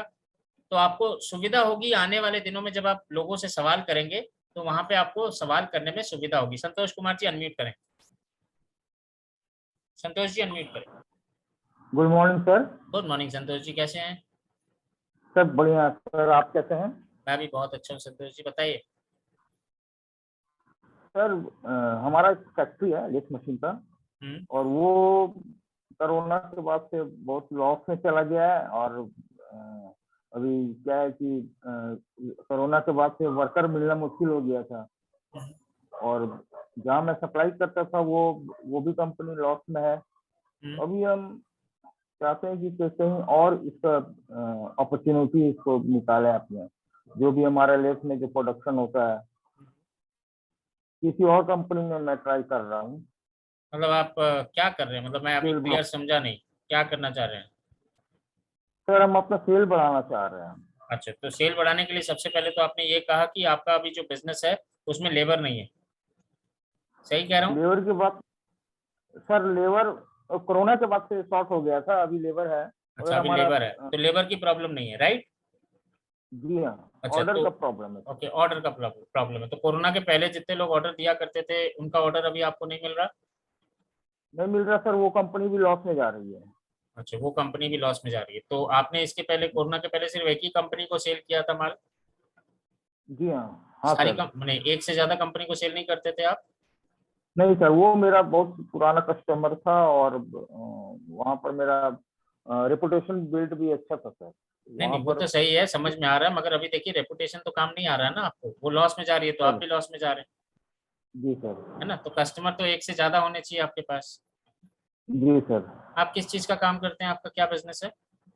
वो ऑटो पार्ट का जो नट बोल्ट होता है सर, उसका मैं मैन्युफैक्चर करते हैं, प्रोडक्शन करते हैं। मैन्युफैक्चर। तो सर नट बोल्ट्स तो सिर्फ ऑटो पार्ट्स में नहीं लगते, हर जगह नट बोल्ट्स लगते हैं। फर्नीचर में भी नट बोल्ट्स लगते हैं, ब्रिज में भी नट बोल्ट्स लगते हैं, इंजीनियरिंग का कोई काम होता है वहां भी नट बोल्ट्स लगते हैं। तो आपने इन सारी इंडस्ट्रीज में ट्राई किया अलग अलग? सर जैसा अभी आपने बताया सर, क्या होता था सर, मेरा जो भी फुलफिल होता था टारगेट, उसमें नहीं, अब तो हो नहीं रहा ना सर, अभी तो आगे की दुनिया देखनी है हमें। पीछे जो गलतियां की है उसको दोहराएंगे तो फिर अभी जिस जगह पे वहीं पहुंच जाएंगे। जी जी सर। तो आपको तो एक्सप्लोर करना होगा ना कि मार्केट कितनी बड़ी है, दुनिया कितनी बड़ी है सर, है ना? और विवेक सर का जो ब्लू ओशन स्ट्रेटेजी वाला वीडियो है वो आपने देखा एक बार? नहीं सर, मैंने नहीं देखा। एक बार यूट्यूब पे देखिए, ब्लू ओशन स्ट्रेटेजी का वीडियो है विवेक सर का, वहीं से आपको आइडिया लगेगा कि आपके अभी बिजनेस में आगे कैसे जाएंगे आप। जी सर। ठीक है, और वहां से ब्लू ओशन स्ट्रेटेजी से जो जो स्ट्रेटेजी आपको समझ में आएगी कि आप अपने बिजनेस में अप्लाई कर सकते हैं, फिर उस पर हम चर्चा करेंगे कि वो स्ट्रेटेजी आपको कहाँ मिलेगी। वैसे तो सबकी सब आपके कंटेंट में मौजूद है, मगर आपको जी सारी सर। चीजें नहीं देखनी है, कुछ कुछ चीजें देखनी है जो आपके बिजनेस के लिए लाग माने एप्लीकेबल होंगी। ठीक है संतोष जी। वैसे अभी आप एक संतोष सर, जी एक आईबीसी है हमारे? जी सर, मैं ब्लूटूथ का अच्छा, very good, excellent, blue tick IBC है। तो आप एक बार अपने ये जो कम्युनिटी ऐप है ना, जी सर। कम्युनिटी ऐप में जाके ब्लू ओशन, कस्टमर, स्ट्रैटेजी, ये 3 चीजें आप पंच करिए और उसके वीडियोस जो दिखाई दे रहे हैं आपको वो एक बार देखना शुरू करिए और नोट करना शुरू करिए कि आप अभी अपने बिजनेस में आगे कैसे लेके जाएंगे। जी सर। और एक चीज आपको मैं बताता हूँ सर, किसी भी बिजनेस में ना जब आप आगे बढ़ने की कोशिश करते हैं तो आपके पास 2 रास्ते होते हैं, एक बैकवर्ड, एक फॉरवर्ड। इसको हम इंटीग्रेशन कहते हैं, बैकवर्ड इंटीग्रेशन, फॉरवर्ड इंटीग्रेशन। जी हमारे सर। जो कोर्स है, बीसीपी का जो कोर्स है, बिजनेस कोचिंग प्रोग्राम का जो कोर्स है, उसमें राजेश जी सर। मेहता जी हैं। राजेश मेहता जी का सोने का कारोबार है, गोल्ड का, और जी राजेश सर। मेहता जी ने बहुत अच्छे से बैकवर्ड इंटीग्रेशन और फॉरवर्ड इंटीग्रेशन के बारे में बताया है कि आपका बिजनेस अगर ठीक नहीं चल रहा तो आप पीछे जाके कैसे बिजनेस को ठीक कर सकते हैं और आगे जाके बिजनेस को कैसे ठीक कर सकते हैं। तो ये भी वीडियो जी एक एडिशनली देखिएगा, बैकवर्ड और फॉरवर्ड इंटीग्रेशन का, राजेश मेहता जी का वीडियो है, बीसीपी में आपके कोर्स के अंदर ही मौजूद है। और देखिए वहां से जी आपको कहीं ना कहीं अगर प्रकाश नजर आए, लाइट नजर आए, तो उस रास्ते पे जी धीरे धीरे आगे बढ़ना शुरू करिए। उम्मीद है सर विवेक सर के साथ जुड़े हैं, पीछे मुड़ के देखने की जरूरत नहीं पड़ेगी। जी सर। ठीक है सर। जी sir, thank you sir. Thank you sir, thank you Santosh ji. Okay, मैं रिक्वेस्ट करूंगा अगर इस सेशन से रिलेटेड कोई सवाल है तो प्लीज पूछिएगा, और एल्स सेशन बहुत लंबा हो जाएगा, मैं भी आपके साथ रात भर बैठा रहूंगा, आपको भी मेरे साथ रात भर बैठना पड़ेगा। सो राजेश जी अभी आप बताइए। राजेश जी अनम्यूट करें। ये राजेश जी को शायद, अच्छा हाँ हो गए, बताइए Rajesh ji. Yes sir, good morning sir. Hmm, sir मेरा कोचिंग बिजनेस चल रहा है सर। हाँ सर। और सॉरी, आपका सर गुड मॉर्निंग का मैं उसमें रिप्लाई नहीं दे पाया, मैं एक्चुअली चैट बॉक्स की तरफ ध्यान में आ गया था। Sorry, good morning Rajesh ji, बताइए, कोचिंग का बिजनेस है। यस सर, कोचिंग का बिजनेस है और इसमें हम स्टूडेंट को डिटेल्स के लिए हम कौन सा सॉफ्टवेयर का यूज करेंगे? स्टूडेंट को क्या करने के लिए? उसका डिटेल मतलब अपने लैपटॉप में सीआरएम, रखने के सीआरएम, लिए। CRM, CRM, CRM CRM. Sir. हाँ, सीआरएम में उसका यस आपका पूरा यस डिटेल भी आ जाएगा, उसका बर्थडे वर्डे सब कुछ आ जाता है। और सीआरएम से ही आप ऑटो नोटिफिकेशन भी भेज सकते हैं, जैसे फीस लेनी है उसकी, आपको फीस का टाइम हो रहा है यस स्टूडेंट का, उसके पास ऑटोमेटिकली मैसेज चला जाएगा कि भाई तेरी फीस देने का टाइम हो गया। तो वो सारी चीजें सीआरएम यस में ऑलरेडी इंक्लूडेड होती हैं, आपको नया से कुछ नहीं करना पड़ेगा। वही तो मैंने अभी प्रकाश जी को बताया, सीआरएम का सॉफ्टवेयर आप लीजिए, 300-400 रुपये महीने में मिल जाता है, 500 रुपये में ऐप बेस्ड सॉफ्टवेयर मिल जाता है। ओके, ठीक थैंक है you. Rajesh, thank you sir. और एक बात बताऊं, अभी 412 जन मौजूद है यहाँ सेशन में, आप लोग एक्टिवेट हो जाइए सर, क्योंकि अगली बार से हम लोग ये सेशंस जो है ना सिर्फ स्पेशल लोगों के लिए करेंगे जो एक्टिवेटेड है, ब्लू टिक है। तो आप एक्टिवेटेड हो जाइए और फटाफट अपने आप को एक्टिव रखिए हर महीने। और बहुत सारी चीजें आने वाली हैं एक्टिव आईबीसी के लिए।